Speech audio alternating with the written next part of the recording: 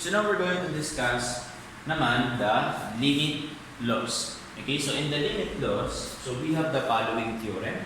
So in this first theorem, so we have here, let's see, K, L, and M be real numbers, and let f of x and g of x be function defined on a some open interval containing c except possibly at c.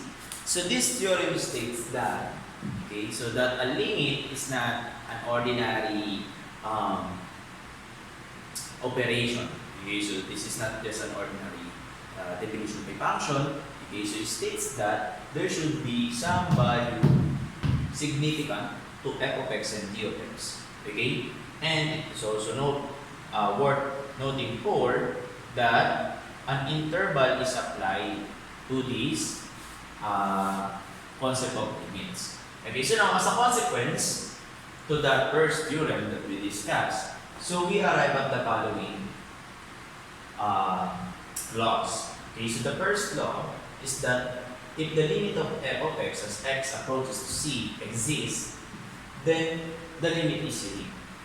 Okay, the next, number 2, limit of c as x approaches to c is equal to c, the limit of a constant is a constant. And then, number 3, the limit of x as x approaches to c is c. Okay, and then, nagkaroon din tayo ng constant multiple law, addition law of limits, multiplication law of limits, division law of limits, the power law of limits, and the root or radical law of limits. Okay, so before we further jump into the following, okay, so we're going to discuss first the theorem number 2.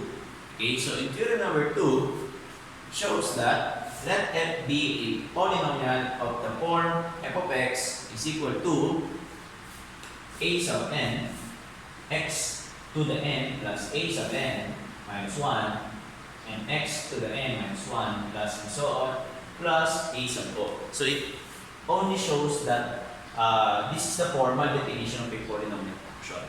Okay? So now, if c is real number, then the limit of f of x as x approaches to c is equal to the function of c. Ano ibig sabihin nun? Okay, so ibig nang sabihin po, okay, na kapag nakakita ka ng polynomial that is defined according to the formal definition of a polynomial, okay, so we can assume that evaluating that function is also the same as evaluating that limit.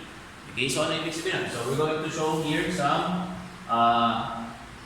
example. Okay, so suppose that we have here function of x. Okay, so function of x is equal to 2x plus 1. Okay, and then we use function of 2 is equal to 2 plus 1. So this will give us the answer of 5. So that is the value of f of c. Okay, now how about for the limit? So the limit of 2x plus 1 as x approaches to 2. Okay, so ano mangyayari dito? So instead of, okay, so using the different laws as a consequence of theorem number 1, okay, so we're going to use the theorem number 2, so which states that if the given is in the form of a polynomial, okay, so therefore we conclude that the value of f of c is equal to the value of limit. Okay, so therefore this will be equal to 2 times 2 plus 1, which is the value of 5. Okay? So, ang mangyari sa kanya, so wala itong limit na to, okay, and then we're going to use the value of x as approaches to 2, so this one, okay, so paano po nangyari yun? Because of the theorem number 2. So, as you can see, pinapakita lang dito na hindi naman ganun kaiba yung sagot nung dalawa, because in our previous discussion, we already show that a function and the limit is not really something na sobrang magkaiba. Okay, however, they are distinguishable.